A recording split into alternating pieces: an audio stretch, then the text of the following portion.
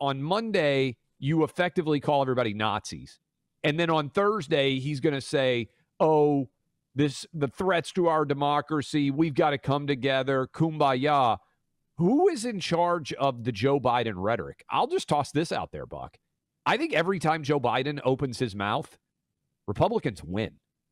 When's the last time that Biden came out and spoke and he finished and you thought, man, he really made a cogent, coherent case for his political principles?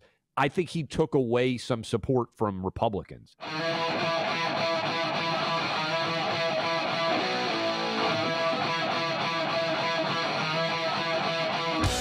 We are big fans of Mollie Hemingway, who is super talented.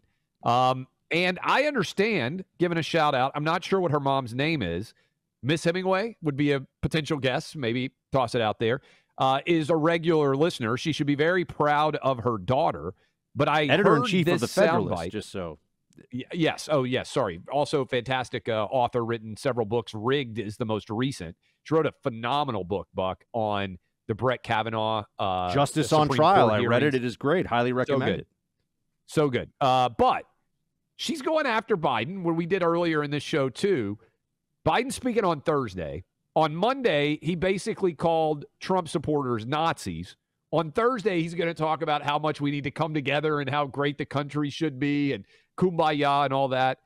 And Mollie Hemingway pointed out on Fox News yesterday, you know, what Biden said with the semi-fascism comments is actually worse than anything Trump ever said. Listen. Joe Biden has been consistent. He's always had this underlying part of his personality that is basically just a jerk. He fights with people. He yells at them. We remember how he said that Republicans wanted to keep black people in chains when Mitt Romney was running for office. And the more that he experiences some of his own decline with his mental faculties, the more that just jerkiness comes out. This is more hateful than the worst thing that Donald Trump ever said. And it's being said about tens of millions of Republicans. He's trying to walk it back and say that it's only about Trump supporters. That's just another word for saying Republicans. Republicans support their previous presidents, including the most recent president. And this is just incredibly dangerous rhetoric that nobody who purports to lead a country should be saying against half the country. This is a president who ran on the explicit promise of uniting the country and healing our divisions. That was just bad faith. I mean, that was never the plan from Joe Biden. And it's not even just rhetorical.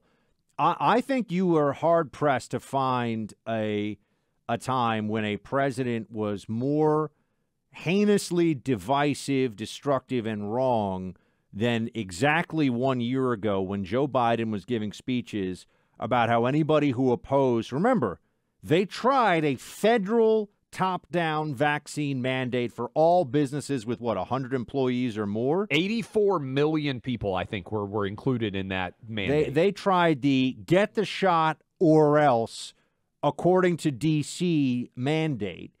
And he said if you didn't do that, you were reckless, you were a bad person, you're a risk to other people's lives. You were putting lives at risk of your neighbors, of your friends, of registered Democrat voters, all of that. Joe Biden has never apologized. He has never come out. I mean, how can anyone feel good about this Biden regime when they haven't even been willing to come forward and say, well, we said about the vaccine stopping the spread and how effective it was wrong, and we are deeply sorry. They haven't even, they're getting ready to roll out more shots. They act like they're heroes. They act like they did a great job. They were awful on this issue and should pay a political price, but there's so much propaganda. There's so many lies out there about this, even still. And people, I'm not seeing the wave on the COVID issue that we should be having right now. If we had a pretty strong economy, Clay, and we had a border that was, kind of standard for a Democrat president, neither of which is true right now. On COVID alone, I think reasonable Americans should vote against the Democrat Party. Joe Rogan just said it. I know he was kind of laughing when he said it, but it's true. Vote down-ticket Republican just to repudiate the authoritarian madness of Fauciism and the Democrat COVID lockdowns. Yeah, I think you said it well. And remember, they tried to brand Trump supporters ultra MAGA. And people were like, that's awesome. I'm ultra MAGA. They did all this photo shopping. I'm ultra MAGA. They did all this photoshopping and workshopping and analysis on branding. And then they actually tried to accuse Republicans of something they were proud to have as an accusatory thing attached to them. And so now he comes out with semi-fascist. And this, to me, deserves way more attention because on Monday, you effectively call everybody Nazis. And then on Thursday, he's going to say, oh, the threats to our democracy, we've got to come together, kumbaya. Who is in charge of the Joe Biden rhetoric? I'll just toss this out there, Buck. I think every time Joe Biden opens his mouth, Republicans win. When's the last time that Biden came out and spoke and he finished and you thought, man, he really made a cogent, coherent case for his political principles? I think he took away some support from Republicans. I can't remember the last, every time he speaks, Buck, I think he does himself a disservice. It's probably not a coincidence that his approval ratings went up when he went on vacation for 2 months. I also think that the constant presence of the dark aviators that he wears, I really believe that, the media's always like, oh, he's so cool. He's the aviator president. They're trying to go along with this thing. It's really so people don't see how old he is and how vacant his eyes appear much of the time. I really think that's 100% right. It's like it's also one of the reasons I think they love to have him masked up, including outside. I mean, just recently, yes, he was with Jill Biden, and they're photographed outside wearing masks. They just had COVID. They just had it, and they had 4 shots. They didn't get that 5th shot, so really it was reckless on them, honestly. Do you remember when they did that 20-second video where there were multiple jump cuts? And Biden's eyes looked totally crazy. Like if you don't even pay attention to what he was saying, his eyes look crazy. They started putting him in glasses sometimes, even for speaking, because I think people, I'm not a doctor, right? Make that clear. But he looked like he was on something, the way his eyes were bugged out. No, but so it sounds like you agree with me that the aviators is meant. I think it's designed to hide the his eyes and the dilation and everything. Yeah, absolutely. Yeah. And I also think at some level the mask thing. Obviously, there's a political signaling for mask wearers as well at this point. But I think it's because you look at this guy, you look at him up there, and you go, I mean, and look, and to each his own about the aesthetics of this. He's done a ton of work, right? They're desperately trying to make him seem visually less old than he is. And I don't mean this as an aesthetic thing, like, it's just he's too old for this job, folks. He was too old the last time around. And I say all this, Clay, I still believe they're going to run him again.